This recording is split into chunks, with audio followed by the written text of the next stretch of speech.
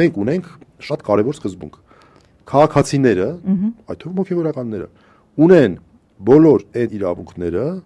որոնք որ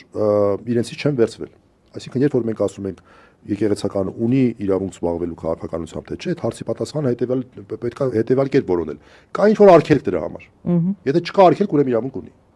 Քաղաքացիների, այսինքն ոչ պետական պաշտոնյաների մասով սկզբունքը դա է։ Պետական պաշտոնյաների դեպքում հակառակը, իրանք իրավունք ունեն կատարել միայն այն գործողությունները, որոնց համար ուղիղ լիազորված են։ Այսինքն, եթե չկա արգելք, ուրեմն թույլատրելի է։ Դու ինչ իրավունք ունես։ Էլ ավելի կոնկրետ հարց։ Մարդու սահմանադրական իրավունքների վրա հոգևորականը այո զբաղվում է քաղաքականությամբ։ Հետո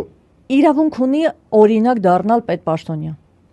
Առաջադրվել թեկնածու։ Ախր խնդիրն այն է, որ այդ բոլոր հարցերը եկեղեցու տրամաբանությամբ կարող են։ Օրինակ եկեղեցին կարող է դա որևէ բան արգելել։ Հա, բայց պետությունը չի կարող արգելել։ Օրենքները, սահմանադրությունը չի կարող, սահմանադրությունը չի կարող արգելել, չկա որևէ տեղ, որ ասեն հոգևորականները իրավունք չունի զբաղվել քաղաքական։